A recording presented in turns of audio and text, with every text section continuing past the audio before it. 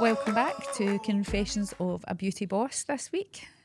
What are we going to talk about this week, Jenny? Let's be 100% our confession this week, as we prepped for so many episodes and we didn't ran out for this one. I've ran out. However, what I'm looking back on is some screenshots of what people have DM'd us. I know, because we do this, obviously these go out every so many weeks and people DM in between and it's like, oh, we forgot to cover that. So we've still got some time left to do, so we're padding it out. So one of the consistent ones was, can you tell us a time you failed and how you learned through failure? Ooh. Numerous times. Yep. But it could be the small fails to the big fails. Yeah. I actually once popped into my head. I don't even know if you would class it as a failure, but it was just me being an absolute idiot. On a daily basis that happens, but hey ho. So there was a girl who kept getting looped in with my emails. Oh my God. Her first name was the same as someone else's first name and it went on for weeks. To the point that she was threatening us with... I don't even know what she was I don't know threatening us. I don't even know how she can but she threaten said, I us, have to take this further. I'm going to take this legal. But she ended up patching in with some of our spa partners and just showing couldn't me get over how much an imbecile I was. And honestly, I kept doing it. I just Her kept first doing name it. was the same as a girl that you were trying to send coursework or something to. So but it was like just kept- feedback of someone's course and part of the spa that they were at. It's not even funny. I just could 'Cause hear it's you from GDPR. the other side of the desk going, fuck, I've done it again.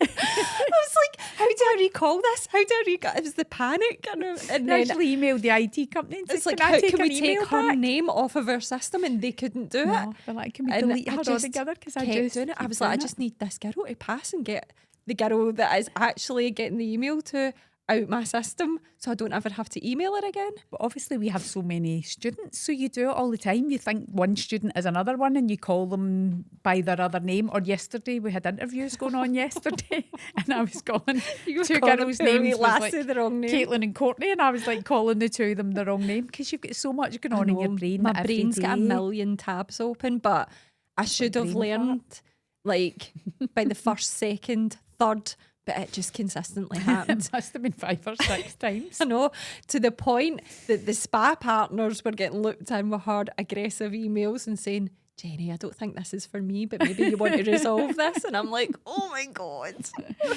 Oh, it really was icky. It was, it got to the point, but it was like hysteria laughing because Every time just you done like, it was I don't know again. why I keep doing this. So, Poor girl. I know. So Bigger that ones, was I a was gonna silly say that, failure from me. Bigger ones, I think, were like courses that we launched that we thought at the flopped. beginning that we just thought were going to be, not realising how much work was going to put into them and what we were charging for them. You know, it was like But then days and that's a days and take home. days. People see this industry and see, oh, I've been doing beauty for 20 years. I'll start a training school. Yeah. They have no idea the work that goes into writing courses, creating, aligning with an awarding body, having to get all your legislations and having other people to Insurances and other answer people, to. yeah. Like, it's not just a matter of you showcasing how to do a practical procedure that you would do like in-house training. It's And you've got to write the complete pack and you've got to make sure that it's factual because then you could be sued if it's not right. And then you've got to make sure that you cover all the areas of the syllabus, you know, that if you want it to be off-call regulated. A lot of companies that do it are doing them as diplomas or whatever where they don't have to align it with anything else, but then it's not valuable then in the future. It's not going to be usable for that person in the future. But there was done a few. the one instance lately, I'll not mention the company, but we were talking about doing our own version of a course because we had partnered with a company because things had got a bit stagnant, and instead of just having a conversation with our partner that we were doing this course with, I spent 3 months creating Writing a new one. a new course, and do you know what? It's a bloody good course. And then we ended up having that conversation, and they were like, "We'd rather keep this. How can we adapt and Yeah, change and keep and- this partnership going?" And they're a great partnership to have. So that 3 months that I've spent is just sitting there now doing Yeah. nothing because Yeah. we've decided to keep the relationship. So. Yeah, so it's not as easy as it looks. Think things through before you exit. I'm terrible one for like, oh, idea, and then going off and executing everything behind it without actually thinking, do we really need this? Yeah.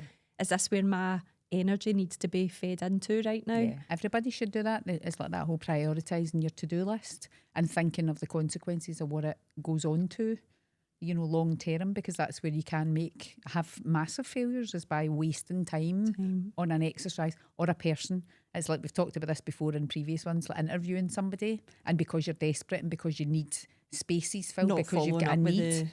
Not following up with doing the references, The checking the person's references. references, not, you know, actually giving them like a longer trade test, even just giving Yep. them or a multiple week. things to do rather than Just the one thing that they maybe showcase themselves as being good at. You get them to show you that, and then the rest of their other things need a lot of work.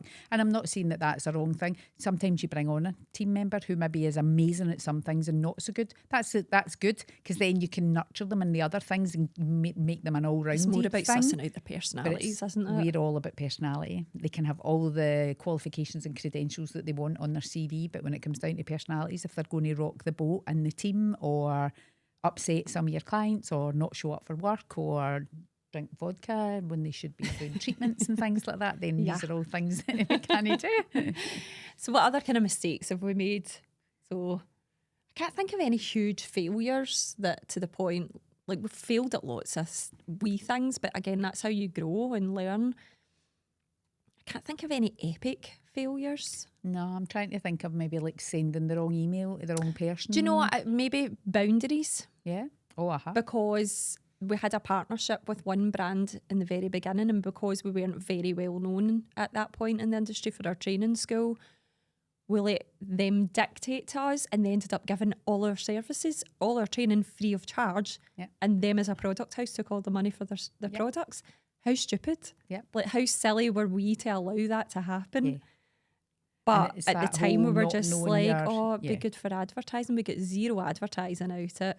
So that was a mistake we made, but we learned a valuable lesson in that we're very strict in what we will agree and disagree now. We had someone who's trying to dictate to us as well about, a training school I know would like to do this version of your course. I want to take 10% cut because I've introduced you. And we were just like, nah, it's not going to work for us. So no thanks. Thanks, but no thanks. So we're very good at saying no now. Yeah, but you take years to do that. Absolutely years. What about other mistakes? You with the SIBTAC form? Oh, how many times? Poor Ruth. Shout we ended out up to Ruth sending her at a bottle of SIBTAC. vodka as a sorry. Honestly, that every month that gets me. It's either spelling somebody's name wrong or putting the wrong time or date on something. I don't know. It's menopause the too many tabs opened. So be better at being allocating time. I love people tell you time management. I listened to a podcast recently, actually. It was a beauty podcast, and the girl that was on was one of these girls who'd written a journaling book. And she said her takeaways, and she said, I've always been the same. When I went to uni, I did it. Since I've started my working career, I've did it. It's writing down in the morning all the jobs you've got to do for a day, put a wee chunk of time beside each of them, realistic times, and stick to that time. It's the book, Eat That Frog. Yeah, Get it's the the hard same tasks thing. done first. Yeah, get the big chunky one that's really important, that's going to take all your attention, and work from home that morning. That's See, it. before It's you go into it's knowing that if you need to tap out, like if I've got to do packs, if I'm creating new courses, you work I do it at in the home house. because You'll I just do not come not into get the peace office. in the office. Yeah. And that's when mistakes happen within your packs as well, because you become blind to it after a while, and then because you're rushing you're it, putting because it you're out to not- students, and students are picking up on mistakes. So I'm like, this doesn't make sense, Jenny. You've gone from here to here. Why it's that? it's Well, you were writing a big pack recently, the management leadership pack, and you'd done a huge amount of work on preparing it. 6 and months then worth of work. Yep. I'm taking over to like cut and paste it and put it all into the one big document. And one distraction of a person where it's like you've put the wrong section in the wrong place, that goes out to the student, and it doesn't make sense because you've jumped from this subject way over here to this subject because I've pasted that in. And that could just because somebody came to the door and said the Wi-Fi's not working, or there's a client that's got this or whatever. So team, when the door's closed, it means we're busy. Analyse mistakes. So we've done that. It's like, how can you be reflective in that scenario? And for how can you me, learn it's better from your time mistake? management. It's writing down a list of important things, the priorities and what order they should be in.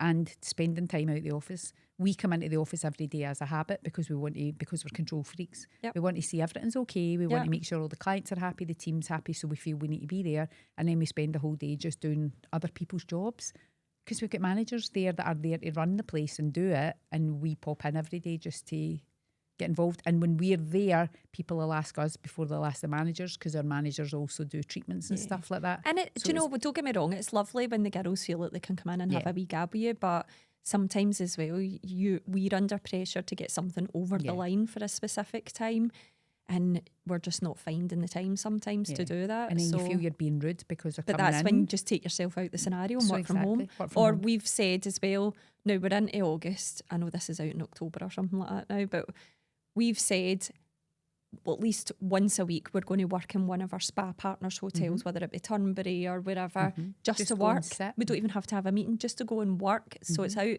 even within our own surroundings of Yep. being at home. Has that happened? Because that's when we get creative. See, when we're on our own and the two of us are just sitting, and that's when we can think of new ideas, new courses, how to improve something, how to change a system that's not working.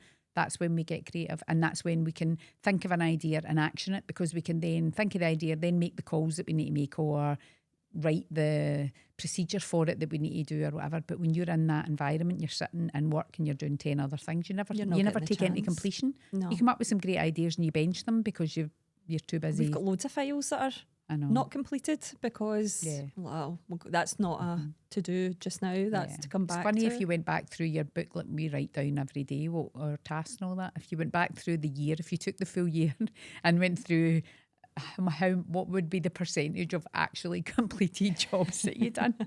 For Nada. me, it would be terrible. I am the biggest procrastinator in the world. I will avoid everything. If you see me with a cloth in my hand, you know I'm Why do procrastinating you think about that something. is? Do you think it feels too overwhelming or? Yeah, I think it's a nature thing. I just think it's the way I am, because I've been the same as a wee girl as well. I would avoid Yes. things. I just wouldn't do things that I didn't feel comfortable doing. I don't think it's even a fear thing. No, just a feeling of It's overwhelm. just a overwhelm. That's exactly what it is. It's too many things at the one time. Yeah, that's interesting. Taking a wee coughing fit. Okay, one DM. How do you build resilience because someone's went through a hard time and they feel like basically they're a failure at everything because of this one hard time? Oh, One failure does not define you. no, definitely not. And it's not even failures. Resilience is a lot of things. You know, resilience is coming back from a failure. Yeah. It's also coming back from a disaster's a strong word. You know, there's major I'm disasters sorry, we had a going on in the disaster. world. That but fire we was a had, aye. disaster to us. It was relative in our Yeah. life and it was a disaster. And big challenges and, you know, things that happen in your life. But resilience is Everybody goes through a stage of when they're leveling up, I think, of having a feeling of they're not good enough or they could be better prepared for a certain task. I always feel as if when I'm in the cusp of, or the business is in the cusp, it feels like everything's falling apart before it actually takes that leap of going up to the next level. But now I've started to recognise that. I get a bit excited when things bit start going to gallus. shit, thinking, oh, something's coming. So I'm highly disappointed when it doesn't. But the Yeah. times it generally is, isn't it? It becomes our next level. And that's what you need to strive for in business as well. You're always going to get knocks. Yeah. You're always going to get people that don't gel with you or don't like your product or listen. We do this spa traineeship and it's worked for every one of our spas. We're trying to get it into another well-known spa. They basically were at the point of Yep, ready to go. completion, ready to pay, and decided they didn't like the model all of a sudden. And it's like the rug's pulled out from underneath your feet. But And you're what just can you thinking, do? what We're more not can you there to do? convince you it is. We know No. it. We've tried, we've tested it, and it works time and time again. If you think it's not the right fit for your business, fair enough. That's fair enough. And again, that's one person. So the person that's there at that moment in that spa has decided it's not the model Yeah. for them to use. But Kate and Jenny, even 3 years ago, would have taken that real Personally. offence to that. Yeah. And had a Why not? vendetta against her and a voodoo doll. Like kidding. Or not. No. But we're just kind of like, that's okay. And do you It's know not for what? She them might just end now. up using us in the future. Yeah, or she moves on to another spa, and the person Someone who else comes that comes into in role that comes in. position might end up So it's utilising just, us for yeah. something else. And then the people that we have worked with, if they go to other spas, they know it works. So every time they go somewhere else, they'll use it again wherever they go. So we know But it works. that is building resilience. You're not born resilient. No. Things happen to you, and that's how you build resilience off the back of it. Yeah, and if that poor person who's having that moment where they're like, oh my God, how do I get that? I hate to You hear don't. that people, especially when they're in an isolated moment, or if they're in a business themselves, they're mobile or self-employed or whatever. I hate that someone feels that way, that just because there's quite a few things that have happened lately that hasn't went to plan, that they feel that They they're feel not they're good ready at to it, give or up. they're not They worthy can't do of it or it. anything like that. And we're lucky again because we've got each other. But we didn't realise resilience is a word that people use. We didn't realise we were resilient until someone pointed it out. We met the lovely Dr. Glenda. Yeah, so she's got a book called Resilient as As Fudge, and she does amazing workshops. Yeah. She's So she's world famous. so She's good. built businesses, I think it was fitness gyms and things Yep. like that. So she's built massive, So she's kind of multi-million in similar pound industry. businesses and sold them, Yep. you know, and now she's out there doing her consultancy. She's thriving. And she's absolutely smashing it. And we met her at a couple of events. Yeah, and but the more we met her and the more we chatted to her, she was like, can I please use you guys as a case study Yep. for my book? Because my books are all about being resilient, and you did this, and then we were like, we didn't even It put wasn't that as until a she pointed it concept out. Yeah. about how resilient we had been over the years and everything that had happened. When we spoke to her about it, she was just like, you guys are the epitome of resilience. And we Yeah. were just like, oh, are we? Aye. Great, thanks. But it's knowing your worth as well, and knowing that everything doesn't always go to plan. That's so unrealistic. Again, we're months down the line again, but my daughter got her results in for our exams, and she actually smashed it, right? Her exam results are like something to be proud of, Yeah. but because one out of the whole lot of her results wasn't what she anticipated, that's all she could focus on. She was so upset about it. And as a mammy, when your win hurts, you hurt. I know, So- of course. And she'd done Oh so God, well. what was that like yesterday? I was like, oh my God, like how am I going to pull her out of this? I know. And, Instead of her being excited about all the bits that she did get, she was just focused she on was that one wee focusing- bit. And she didn't even feel it. She No, just didn't get she the just A. didn't get what she wanted for it. But it's nuts how hard we are on ourselves. And I said to her, this is a learning curve. And she even said herself, I put more study into the other things, and that's why I got the result for them than what I did. I'm so disappointed in myself because that one in particular she wanted. But I was like, see the fact that you can recognise that at such a is young age. massive growth in itself. Yeah. So what to do the next time is the thing that you really want to excel at, put everything Everything into it, into that because the one. other subjects, I'm not saying don't try, but don't try as hard. Put everything into that because that's what you want. Yeah. She's maybe thought that was the one that she could do easier Yeah, than because that, she had because it always she'd- came so naturally to her. So it was a shock. It was a shock, but that's life but lessons, a great isn't life it? lesson for her if she goes on to uni. Yeah. Now she knows that that's a thing that she has to manage and she has to Concentrate on. concentrate and work on it. I know. She's so... I'm not on my way. She's all right now. She's had I was like, right, you'll get the day to go over it. I'll get you McDonald's. Aye, I did. You're all Got a right. McDonald's for dinner. Bunch of flowers. So resilience, I've just got a wee note beside this here that resilience often forces you out your comfort zone, but it encourages you to persist as well. See if it's worth persisting for, Yeah. then it shows that you need to show up and it's something that you want and you need to strive for. Yeah. If it's something that doesn't bother you so much, Don't waste the shut it energy. down. Don't waste, Don't waste the energy and move on to something else. We've done that in the past and it's taken us a while to realise. We've maybe had an example of something where we've been focusing on it and maybe procrastinating on it because we've been thinking it's a big job or there's not as much monetary value or whatever. And then after a wee while, one of us has maybe not said to the other, and then one of us will go, do we really think we should do this now? And then you'll go, or I'll go, nah. And it's like, we talked about that and thought about that for and so long, I think and it's it's not sometimes going like, to serve oh, us. it's the amount of hours that I've put into it. We'll just keep it there because maybe in the future, there was a pitch that we did to a big spa in London. And again, we thought it was going to be over the line. Yep. And You put a lot of work into she it. actually was loving it, but didn't end up taking. And at that moment in time, because it was a few years ago now, I was gutted because we 'cause really you thought we were wanted it. We getting wanted it. to break it and this specific kind of hotel chain. But that's currently sitting there that can be now pitched to someone else because it's a perfectly good massage routine and process behind it. So, and no work needs to get done because the work's already been put in. So yeah, it was gutting at the time, but that's still there for the future and someone else will take it. Yeah, absolutely. You just need to think about things like that and put it into a different perspective. So this was a wee LinkedIn message. How do you, because we shout about this all the time, how do you encourage innovation in your field? I must say, I'm constantly thinking about new things. Like that is my niche. I do love looking at kind of how to be innovative. We're lucky with team members as well. We've got a good few team members, whether it's from every level. It's someone on reception thinking there's a better way to do this and here's a procedure, and they put it in the chat and they'll tell everybody. Caitlin, our beauty therapist, comes up with amazing treatment procedures as well. So that's where we're good at encouraging. However, I think we could probably execute it a bit better as well, because there's lots of good ones. We should maybe implement more of them. We maybe don't implement enough and help our team feel a bit more valued in that way, because they've got great ideas.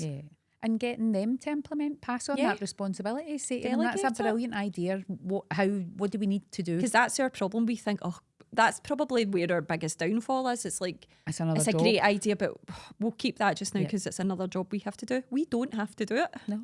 We've got 2 managers. See if it's just implementing a treatment. Let that person shout about it, talk about it. For you, it's probably another thought, oh God, that's more like promoting it and trying to get people to know about it and all the rest of it. Let that person take it over. Let that them can be create there. A post. Let we them should do like talk an about Alan Sugar thing in the work, shouldn't we? Let's do it. Let's do an apprentice thing and get them all to come up with something pitch their idea. Pitch their idea and then put it into process. Girls are going to regret this. That's just a new idea, Kim. There you go. See? We're always looking for new ones. So yes, we constantly encourage innovation, but we don't always execute it. So that's something, thank you for that message, because that's definitely something that we can look at and come back to. Feedback loop for improvement. So this has been from a spa manager. What's your natural feedback techniques for team members? I love a wee sandwich form. I like a positive, constructive, positive. Yeah, we always do. Well, we do our one-to-ones regularly. We do them monthly, and it's always, here's the things that you've excelled at. Here's all your personal traits that we love about you. Here's what you're good at, and then constructive is always if they've had any feedback from a client or... Don't make it personal. No. It should be on the basis of fact. Them as a therapist or...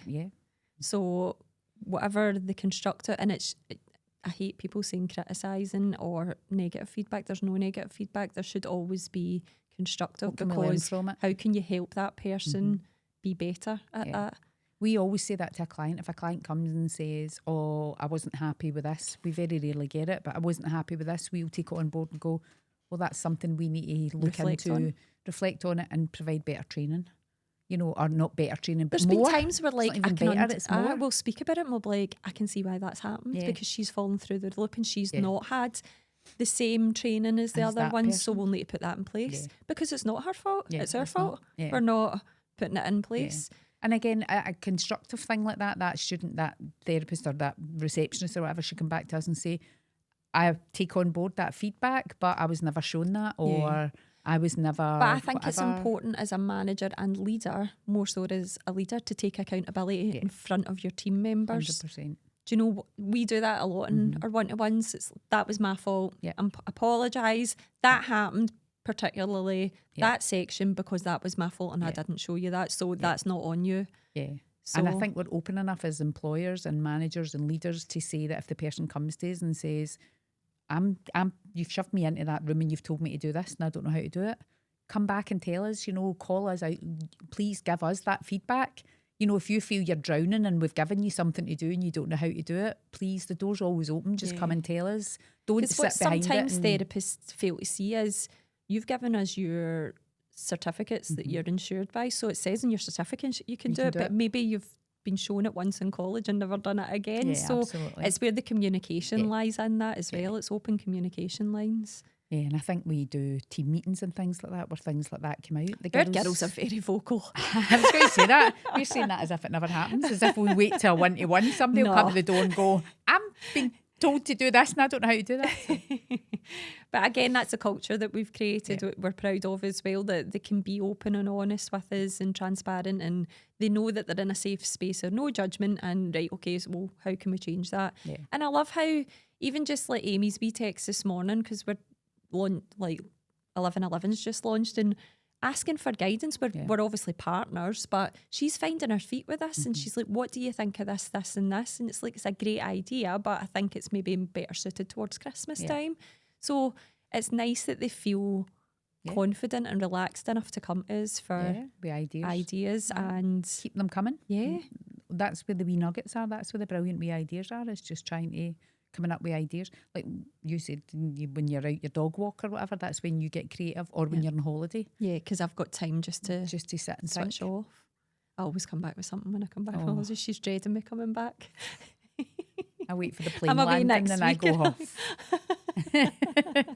I cruise along while she's on holiday and I know something's coming. I'm like, all right, clear your desk, Kate, because there's a new idea coming next Have week. the first day free. No, we'll be So fine. we've managed to wing it again, Kate. Yep, we filled an episode. Yep. Talking rubbish. If we're talking rubbish and you're enjoying it, Troll us, because it'll Please. get us more likes, follows and subscription. We do appreciate the support. We actually appreciate all our family and friends and clients, because we've actually had some really lovely feedback and lovely comments. And when because we've got self-sabotage in this moment in time, because it's something we're not used to. yeah, and we've we're like, had well, some we keep really it going. And who's listening? Is I anybody know. listening? But We've had lovely feedback, so I it's appreciate only, it. it's only we've recorded a few episodes, but we're only a few launched, so Yep. we'll keep it going. If you enjoyed this episode, like, share and subscribe. Tell me what it takes to get you feeling